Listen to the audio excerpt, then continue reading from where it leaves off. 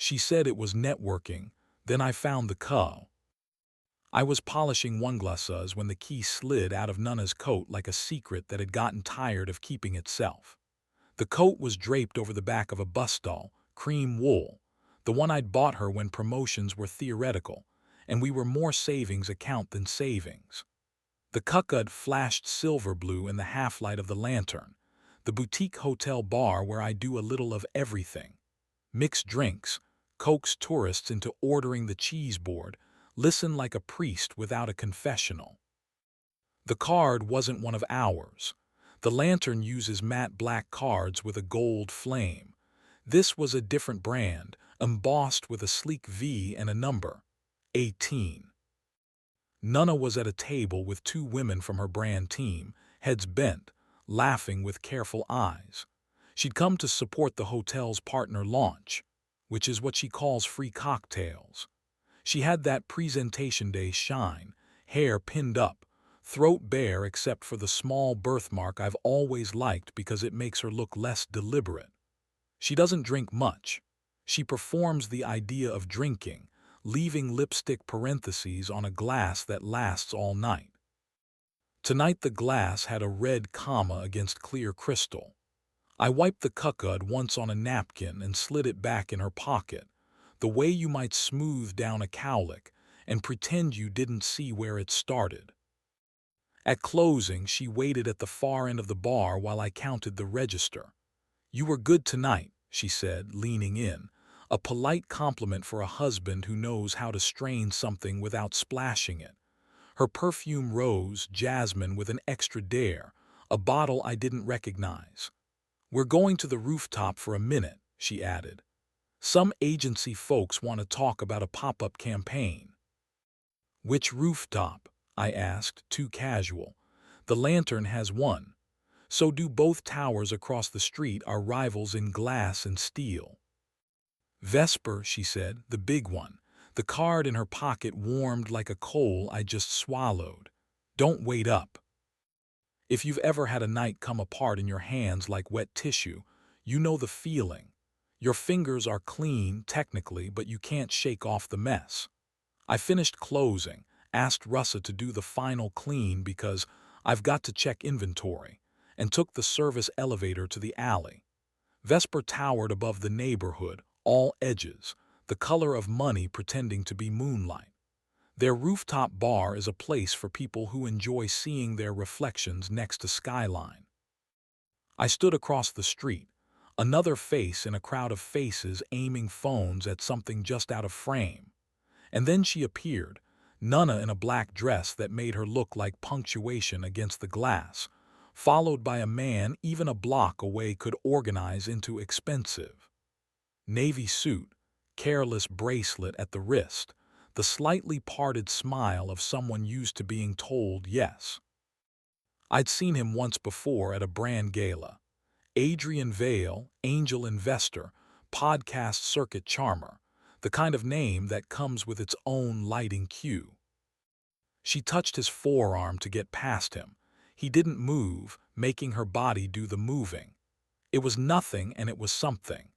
The elevator doors closed on them and their mirror bodies, and I was suddenly soil in the wrong season. I'm not proud of following. I'm not proud of the way I waited near the velvet rope and pretended to text, or how I took the stairs to level 17, because the elevator was clogged with more beautiful indecisions than could be counted in an evening. I'm not even proud of the prayer I threw into the air between floors. Let this be a misunderstanding with excellent styling. The hallway outside V18 was narrow and carpeted in gray that swallowed footsteps. Music thudded through walls that cost too much to let anything thud. I stood a few doors down, a coward and a sentinel, and listened for Nana's laugh, the laugh that starts in her chest and makes strangers look around like someone just told an off-color joke they wish they'd heard. Nothing. A door opened behind me and made me jump. A woman stepped out, all legs and lamplight, clutching a guitar case like a secret identity. "Wrong place for a wardrobe change," she said, amused. A friend just texted me the wrong floor, I said. The easiest lie is often the least interesting. She tipped her chin toward the guitar. Me, I belong everywhere and nowhere, she said, like it was a lyric. Her mouth curled. You look like someone who needs a drink you can't order here. I work at the Lantern, I said automatically. Then you probably pour better whiskey than they do, she said. She slid a card out of her case with 2 fingers. Susha, or I'm playing your lobby tomorrow at 6. If you're the man of the hour behind the bar, please don't water my Negroni. I never water a Negroni, I said. Okay, bartender poet, she said, and walked into the elevator with a backward salute. I stood a second longer in the empty hallway, doing that thing you do when you know if you knock you'll open a door you can't close with a doorknob.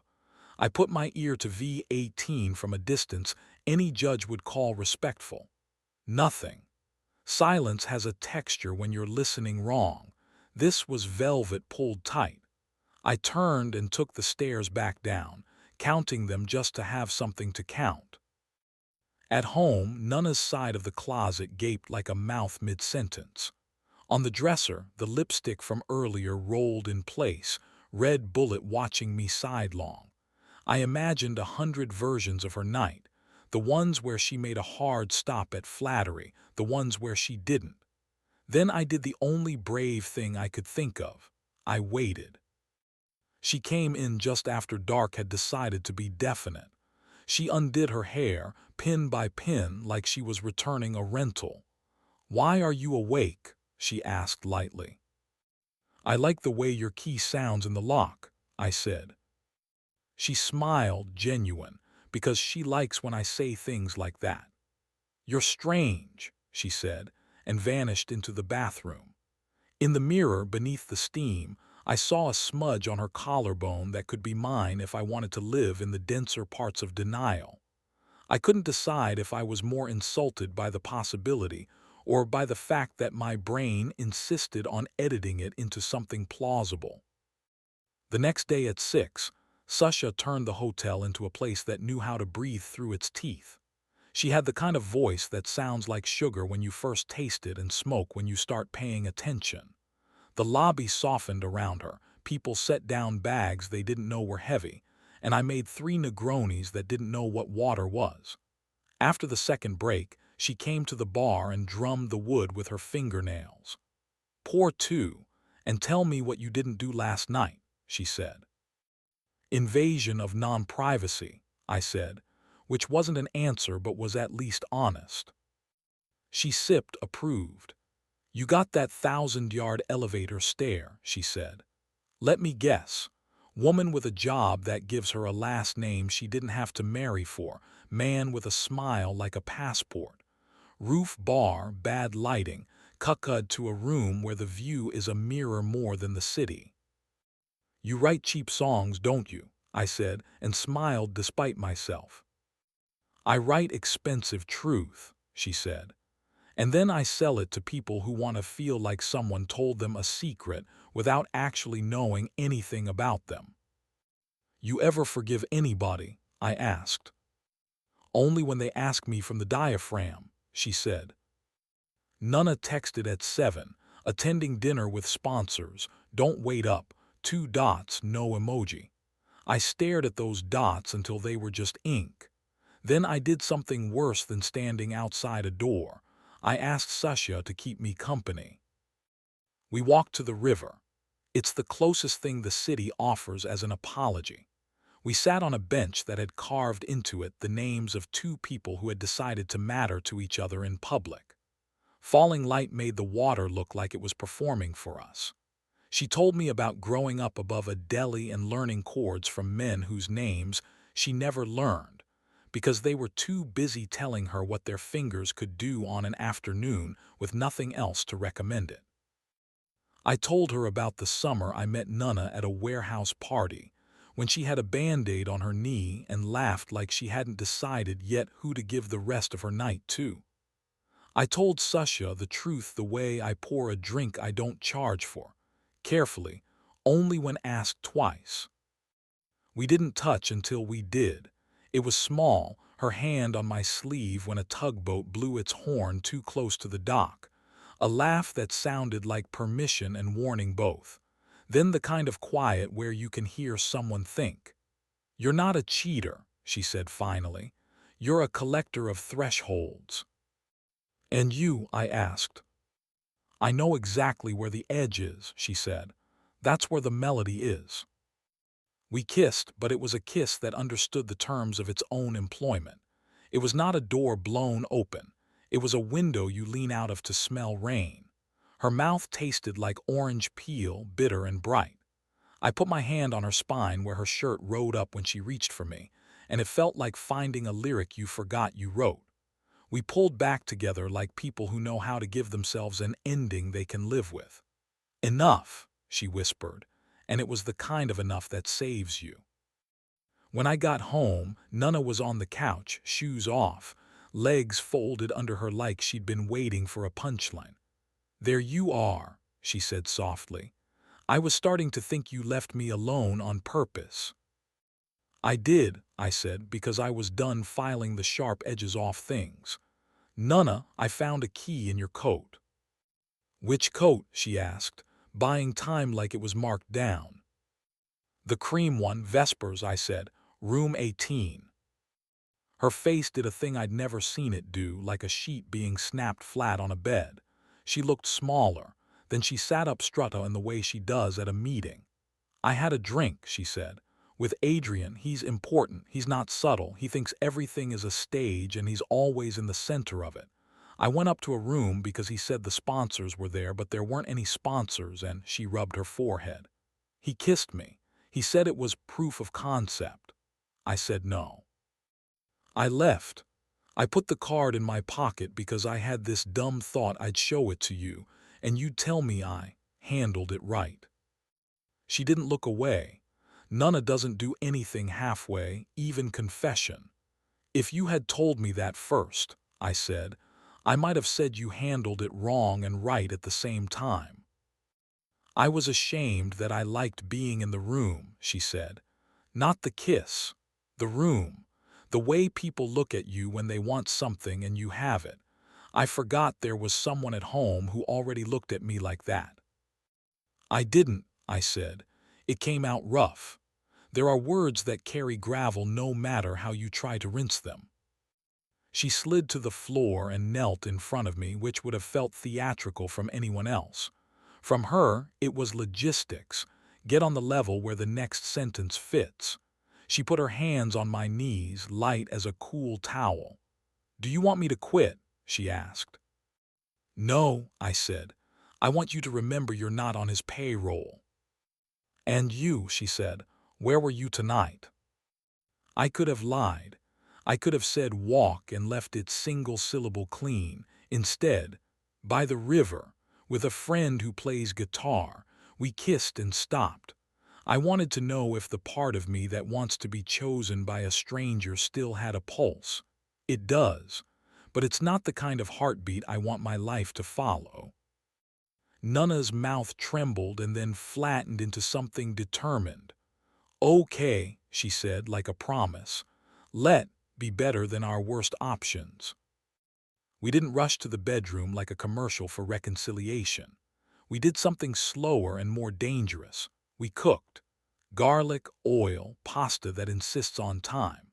While the water thought about boiling, she came up behind me and slid her hands under my shirt, palms warm, fingers confident like they were looking for a sunchuck. She kissed the side of my neck in a way that made my chest go useless for air. I put my hand over hers and felt her pulse telling me its real name. We stayed well within what would pass on any platform. We also made it more intimate than anything that sells ads. After, we ate on the floor, backs against the cabinets, sharing a bowl, knees pressed. She told me about a time early in her career when a creative director told her the job was to be memorable, and she took that assignment too far until she figured out that being excellent is the louder thing you can do without raising your voice. I told her about the first time a stranger cried at the lantern, and I handed them a napkin, and it felt like giving someone both a drink and a boat. We agreed to make a new rule. If you have to say, "Don't wait up," say why in a way the other can repeat back without their mouth going dry. For a while there were no towers in our story, just ceilings. But the world doesn't like to be left out. Adrian called, of course, twice, then once more when men like him traditionally turn their charm into menace. Nana put the phone face down and said, "I'm not furniture he can rearrange." She looped me into a meeting with her team and the sponsors and said, on record, in that voice that works without italics, "I don't do business in unlisted rooms." Weeks later, Susha came back to the Lantern. She sang a new song I knew was partly mine and partly everyone, about a river and a key and the edge where you stop because the view's better when you're not falling. After the set, she tapped the bar with a fingernail. "How's the threshold collector?" she asked. "Learning how to live in the room he already paid for," I said. She smiled, small and pleased. "You look less thirsty," she said. "That's good for a bartender and a man." Nana arrived then in a navy dress I hadn't seen and took the seat next to Sasha. She touched my wrist, just 2 fingers, a signal no one else needed to read. Sasha caught it and grinned. "Well then," she said, standing, "pour the lady something that doesn't need explaining." I did. I always do. Later on our walk home, we passed Vesper. The elevator doors glowed like a story that had tried to sell itself as destiny and failed. Nana paused, took my hand and squeezed. "Networking," she said, almost laughing at the word. "What a cheap way to set a price on a person." "Let them rent the view," I said. "We'll own the lights." At our door, she turned, pulled me close by the front of my shirt and kissed me in that slow, open way that makes a city go quiet. It wasn't a proof of anything. It was the thing. And for once, I didn't need to be behind a bar to know how to hold on to it.